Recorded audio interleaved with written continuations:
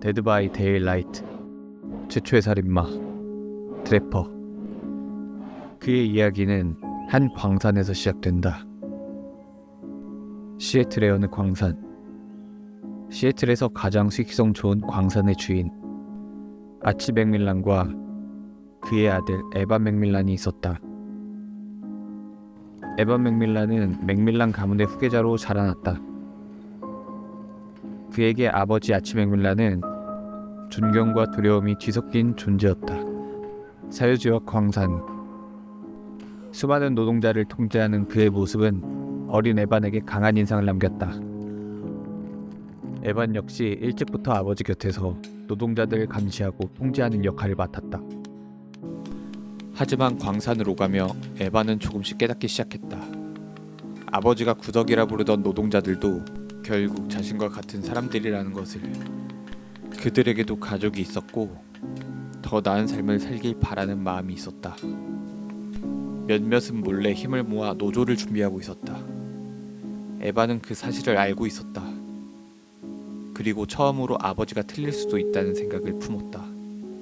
그러나 아치 맥밀란은 그런 생각이 자랄 틈을 주지 않았다. 그는 에반에게 말했다. 노동자들에게 잘해주지 마라. 가까워지지도 마라. 누가 주인인지 똑똑히 보여주라고. 그리고 그 가르침은 언제나 폭력을 동반했다. 나약함을 보였던 지난해, 아치는 에반의 턱을 부러뜨릴 정도로 그를 때렸다.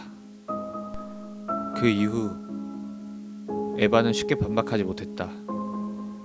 하지만 에반에게는 아버지 몰래 이어가던 취미 하나가 있었다. 그는 몰래 그림을 그렸다. 아버지는 그림 그리기를 나약한 행동이라 여겼지만 에반은 멈추지 않았다. 그에게 그림은 아버지의 뜻대로만 살아가지 않겠다는 작은 반항과도 같았다. 어느 날 한 노동자가 광산에서 쓰러졌다. 그의 몸은 이미 망가져 있었고 폐는 검게 물들어 있었다. 아치는 그를 신경 쓰지 않았다. 그저 밖으로 끌어내라고 명령했을 뿐이다. 에반은 그를 끌어내며 동정심을 느꼈다. 하지만 동시에 그 나약함이 혐오스럽게 느껴졌다. 그 순간 에반은 자신이 점점 아버지를 닮아가고 있다는 사실을 깨닫는다. 아치는 종종 에반을 숲으로 데려가 곰덫을 설치하게 했다. 그리고 늘 같은 이야기를 들려주었다. 젊은 시절 회색곰과 싸워 동생의 시신을 되찾았다는 이야기였다. 하지만 그 이야기는 들을 때마다 조금씩 달랐다. 거리도, 상황도, 내용도 매번 바뀌었다. 에반은 점점 그 이야기가 거짓일지도 모른다고 생각했다. 그리고 삼촌의 죽음 역시 사고가 아니었을지 모른다고 의심하기 시작했다. 그 의심은 어머니의 죽음으로까지 이어졌다. 에반의 어머니는 어느 날 수영을 나갔다가 돌아오지 않았다. 사람들은 사고라고 말했다. 하지만 에반은 믿지 않았다. 아버지의 눈빛과 미소, 그리고 공감의 부재가 그 설명을 믿지 못하게 만들었다. 에반은 생각했다. 아버지가 가족조차 제거할 수 있는 사람일지도 모른다고. 그리고 이상하게도 그 사실은 그를 역겹게 만들지 않았다. 오히려 설명하기 어려운 감정이 그 안에 남아있었다. 어느 날 밤, 에반은 잠든 아버지 곁에 섰다. 손에는 거대한 돌이 들려 있었다.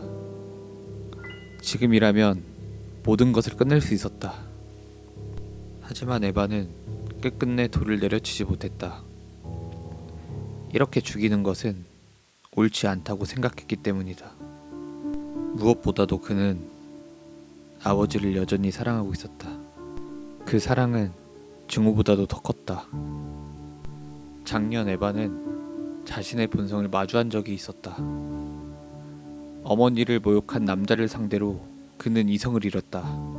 거의 때려 죽일 뻔할 정도였다.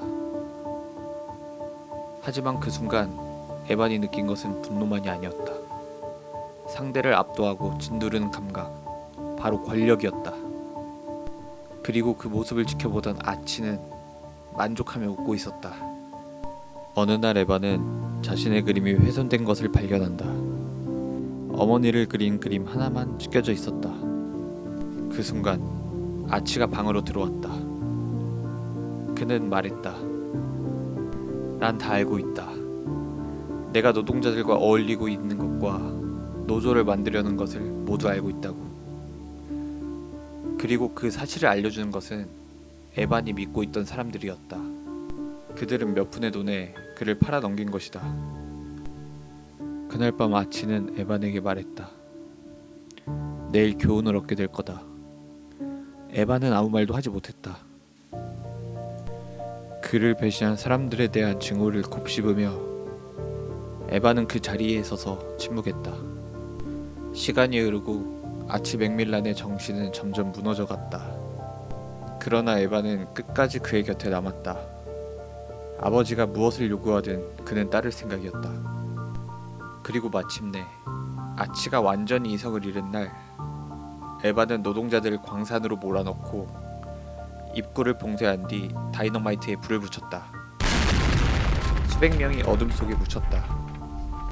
그 사건은 현대 역사상 최악의 대량학살 중 하나로 기록되었다. 얼마 뒤 아치 맥밀란은 창고 지하실에서 죽은 채 발견된다. 그리고 에반 맥밀란에 대한 기록은 그날 이후 완전히 사라진다. 하지만 에반 맥밀란의 이야기는 거기서 끝나지 않았다. 그를 데려간 것은 인간의 고통과 공포를 먹고 사는 존재, 이름조차 명확히 정의되지 않은 엔티티였다. 그의 세계는 현실이 아니다. 탈출도 죽음도 끝이 아닌 공간, 오직 반복만이 존재하는 영역이다. 수많은 살인마들이 그 존재에게 굴복했다. 엔티티에게 능력을 얻고 엔티티의 하수인이 되어 끝없는 사륙을 반복했다. 하지만 에반 맥밀란은 달랐다. 그는 끝까지 엔티티에게 저항했다. 그의 몸 곳곳에 박힌 금속과 상처는 끝없는 고문의 흔적이었다.